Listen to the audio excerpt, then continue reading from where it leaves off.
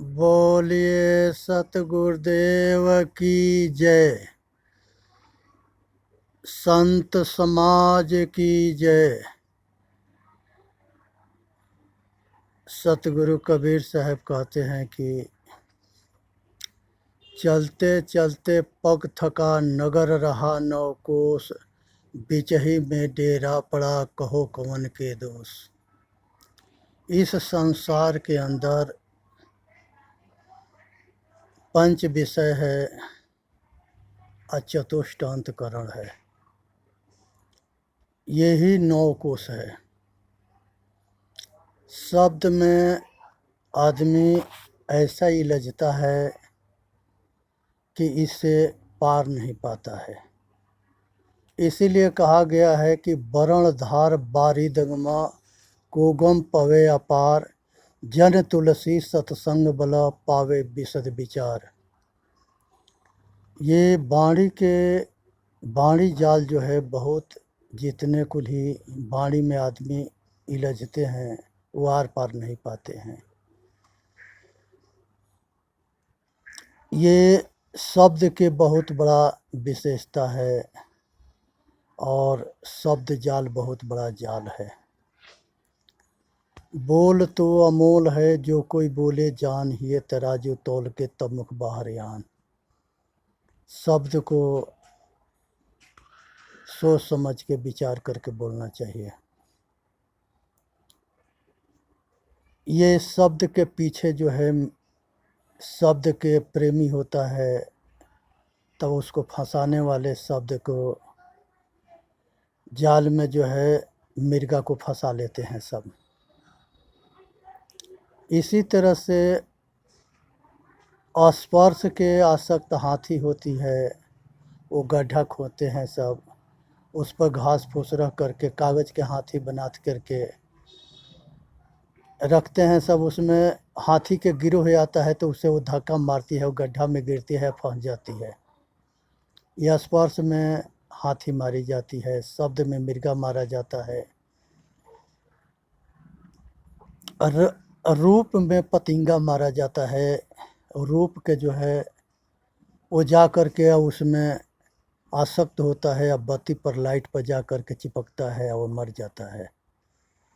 तो ये रूप के आसक्त में पतिंगा मारा जाता है। रस के बंसी लगा करके उसमें दाना डाल करके पानी में फेंकते हैं, मछली स्वाद के चक्कर आ करके आसक्त हो करके उसे खाती है और मारी जाती है।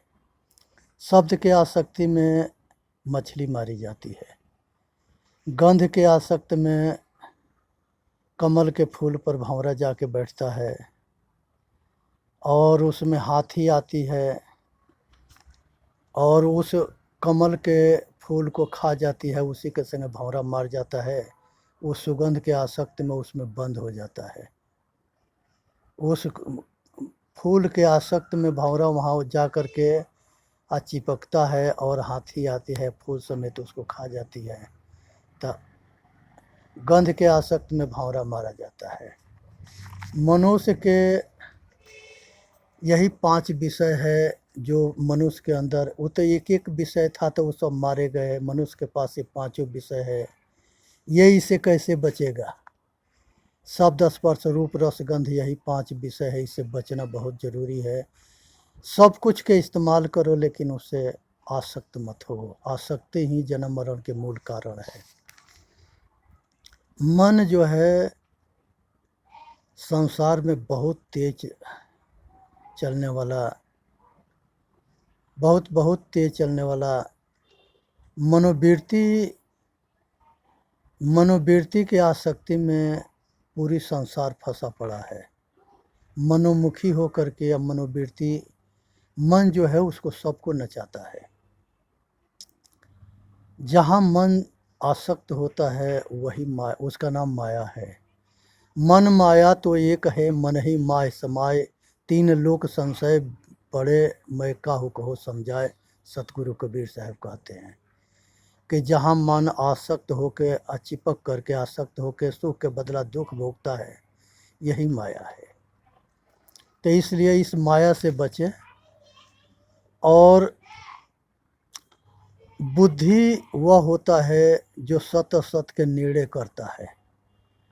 सत असत के निर्णय करके अपने स्वरूप को सत्य जान करके उसी में अपने स्वरूप को जाने और स्वरूप को समझे, आत्म अनुभूति करे, स्वरूपस्थ हो जाए। यह जो है बुद्धि का काम है, उसमें ठहरे। चित्त के निरोध करो, चित्त के निरोध करना ही योग है। चित्तवृत्ति बहुत तीव्र गति से चलती है, चित्तवृत्ति के जो है शांत करना मनुष्य का कर्तव्य होता है। ये मनोवृत्ति और चित्तवृत्ति, ये दोनों के चक्कर में आदमी जो है इस चीज़ को समझ नहीं पाता है। मनोवृत्ति को शांत करो, चित्तवृत्ति के शांत करो। जब चित्त एकाग्र हो जाता है, मन एकाग्र हो जाता है तो पार्टी तो कभी से शुरू हुई है, पर भाई मेरी तो एंट्री नहीं हुई है।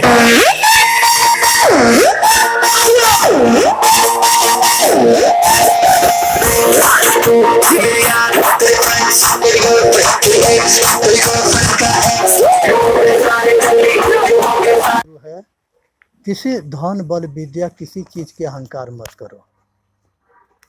अहंकार बहुत बड़ा शत्रु है, अहंकार से बचो। और इस संसार के अंदर जो है अहंकार के कारण ही, अहंकार का ये पहचान होता है कि ना वो किसी को सुनता है ना किसी के मानता है। इसलिए जो है यहाँ पर जो है एक भजन है कि पंडित बाद बदे सो झूठा, राम का कहे जगत गति पावे, खाण कहे मुँह मीठा। पावक कहे पाव जो डाहे, जल कहे तृष्ण बुझाई। भोजन कहे भूख जो भाजे, तो दुनिया तर जाई। नर के संग सुआ हरि बोले, हरि प्रताप न जाने। कबही उड़ी जाए जंगल में, तो हरि सुरती नहीं आने। बिनु देखे बिनु वर्ष परस, बिनु नाम लिए का होई। धन के कहे धनिक जो होते, निर्धन रहित न कोई। साची प्रीत विषय माया, सो हरि भक्तन के फांसी। कहीं कबीर राम भजे, बिनु बांधे यमपुर जासी। धोबिया जल बिच मरत पियासा, जल में ठाढ़ पीवे नहीं मूर्ख, अच्छा जल है खासा।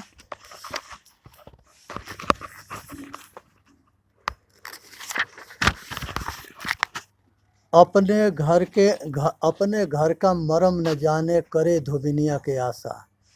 छिन में धोबिया रोवे धोवे, छिन में होत उदासा। आपे बड़े कर्म के रसी, अपने घर के फांसा।